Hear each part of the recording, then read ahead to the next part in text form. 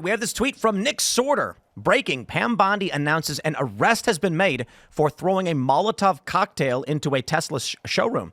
Let's roll the clip. This is from Fox Business earlier. We have people we're locking up on that. We have someone in jail right now from one of the dealerships. They threw a Molotov cocktail through a dealership. They're looking at up to 20 years in prison. So if you're going to touch a Tesla, go to a dealership, do anything, you better watch out because we're coming after you. Wow. And Well, if you're funding this, we're coming after you. We're going to find out who you are.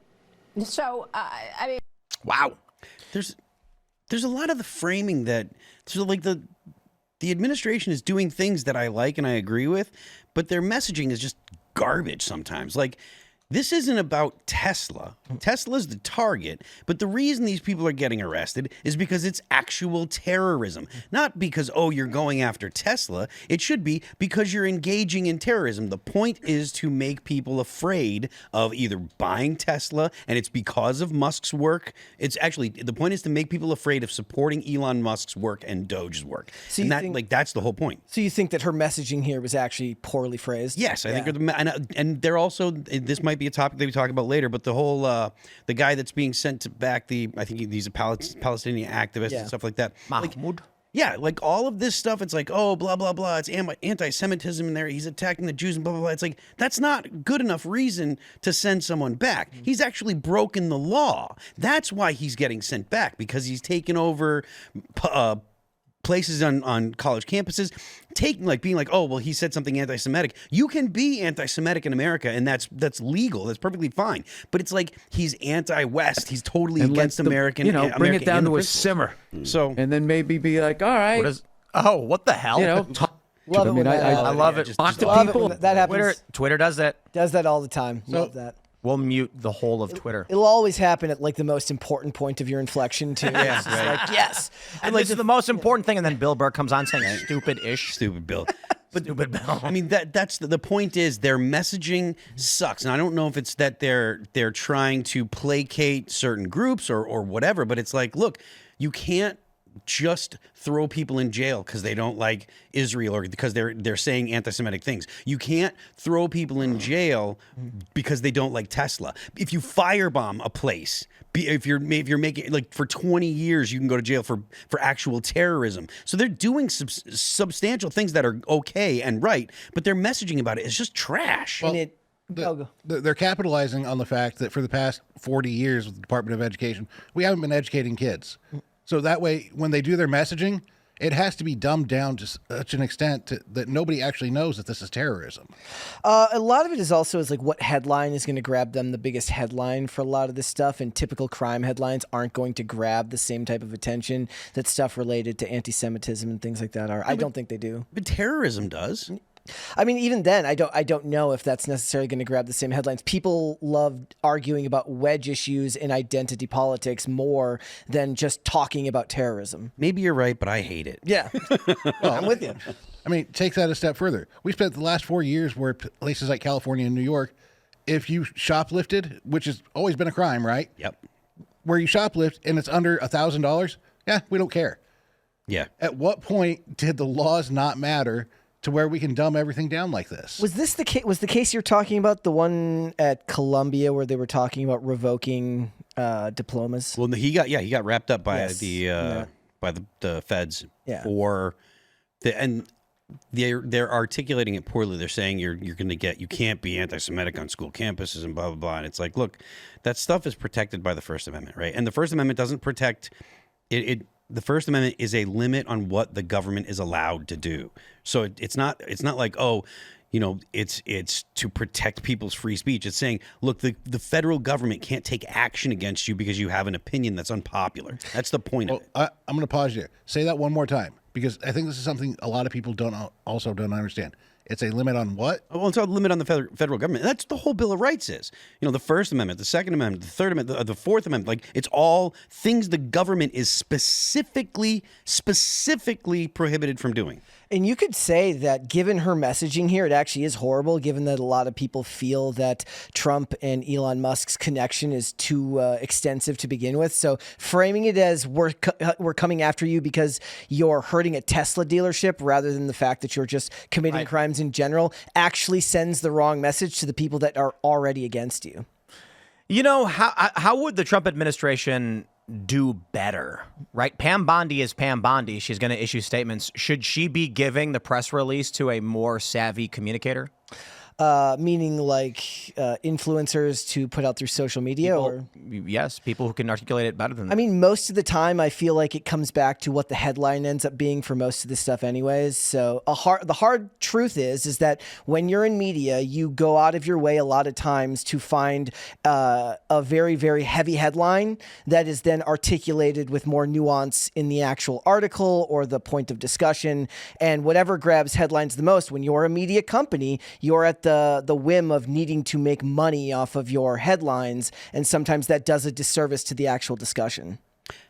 I don't think that it's her ability to articulate the idea, because I think that she's articulating what she wants to, the message that she wants to get across well. I think that the message that they decided to push forward, to put to the front, is a bad message. So somebody should have been there to correct her, somebody that works for her. Specifically on Tesla. Yeah. Well, on Tesla and on the Hamas sympathizer guy. I mean, I'm all for kicking that dude out, right? If you don't love America and you come here and you got a green card and you hate the country and you want to help destroy Western society, beat it. I have no problem with that. But there's legal channels. I mean, and if she wants to reach out and contract me for that service, I mean, I'll be happy to say the quiet part out loud for him.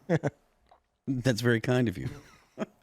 But I mean, I don't think that the problem is the policy. It's all the messaging. I don't think any of it matters.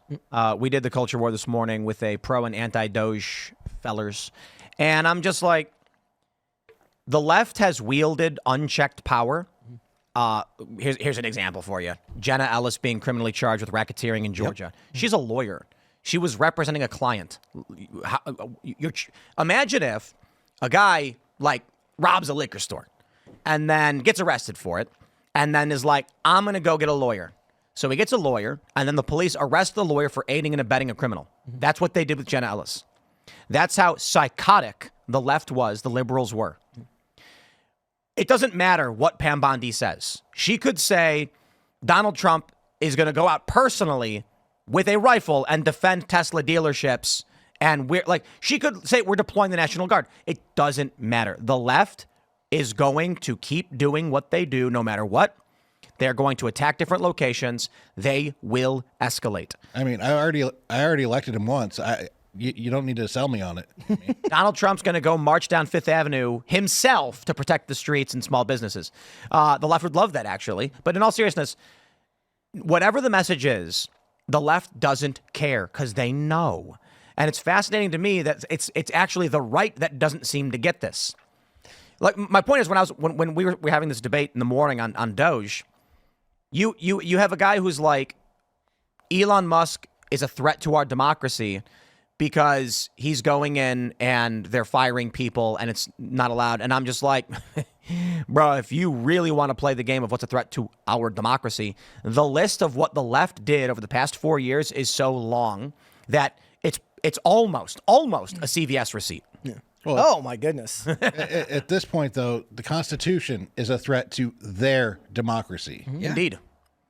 And most of the time when you see this stuff come up, they take advantage of the ignorance of the average everyday person who falls under like default liberal belief systems where maybe they're not politically inclined, but, you know, they've been living in America, which has been, you know, for the most part, becoming increasingly liberal over the last 20 years, or at least it seems that way with laid into Obama's terms. And they take advantage of the fact that if you ask them right now who is more likely to commit acts of political violence, they would tell you right-wing people all the time, even though we understand that that is obviously not the truth. Indeed. I think we're headed towards a civil war.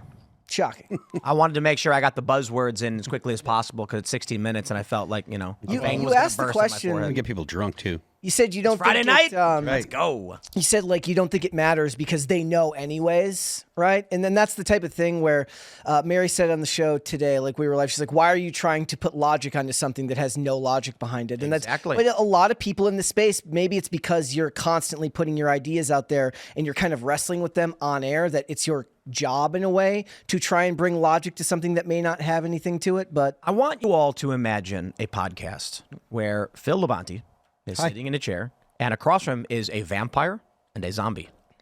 dibs And on the zombie. and the vampire is going, I'm going to drink people's blood, no matter what.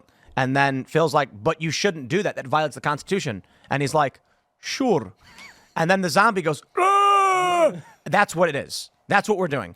The zombie is going to do its thing. You're never convincing it. And the vampire's like, bro, this is what I am, and this is what I want. There's not arguing with the impulse of the vampire. So I hope that was enjoyable for all of you. The Democrats are either vampires or zombies. Vampire. I think to be fair, I mean, that was probably poor. I didn't want to get too esoteric with it, but I'll put it this way. The Democrats are more like there's liches and they're undead servants. And so the liches raise the zombies up and are conscious but evil, but there's few of them and they have a lot of zombies who you can't argue with. So you're talking about a new video game idea, right? Yes. There you go. And it's Donald Trump fighting the Lich King. There you go. And it's I Joe think that'd be Biden. interesting. Ooh, that'd be so good. Joe Biden would definitely be an undead king. Undead. And Trinidad Shabbat pressure is the spell where he raised Trinidad Shabbat pressure, and then all the zombies come out of the ground. Perfect. But what I mean is when I get silly with it is when you're talking to these Democrat personalities that are like, Elon Musk is a threat to our democracy. Trump was found guilty, liable of rape or whatever. It's like, bro, I know you know that's BS. It's like you know that New York didn't have any evidence, and you would never, in any other circumstance, take a 30-year-old allegation with no evidence and claim it was true. Yep. But because it's Trump, you do. Why are we arguing with someone who's willing to go to that extent? Let's just pause there. Kamala Harris and Joe Biden helped raise money for the defense of rioters in the 2020 riots, where 30-plus people were murdered. There are, I shouldn't say murdered, 30-plus people died, I think like 20-some-odd murders. You had firebombing of the White House grounds. You had firebombing of St. John's Church. D.C. was ablaze, and Democrats know and do not care. And Republicans keep going like, why don't we warn them? Bro, if Pam Bondi comes out and she goes, we will use all force necessary in order to defend Tesla dealerships and small businesses, the left is not going to care. Yeah, they don't. They destroyed.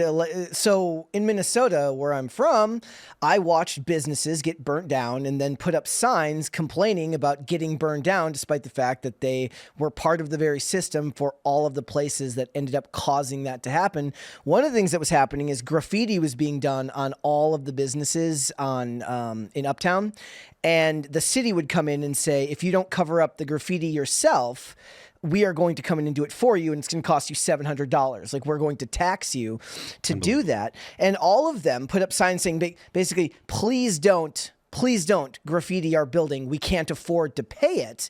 The problem is all of those same people voted for exactly what they were getting in that area, and you can't convince them otherwise. They don't understand, or they're just not intelligent enough to see the... Well, I mean, they're voting... They're not voting for those things. They're voting to allow those things. Well, yeah, that's what I'm saying. They're voting to put themselves in that position. But the point that I'm making is, like, when they're actually casting their vote, that's not what they're thinking about, obviously. They're not thinking, oh, I want to have a DA, or I want this local government to not prosecute crime. It's just crazy to me that the more times you go, as many times as you can go through it, that it doesn't cross your mind the next time you go to the ballot box. It has to be tangible for people. It has to be personal. It has to be something that actually hurts them individually, and it has to be recent. Thanks for checking out this clip from Timcast IRL. Make sure to watch the show live Monday through Friday at 8 p.m. Subscribe to this channel, and we will see you all there.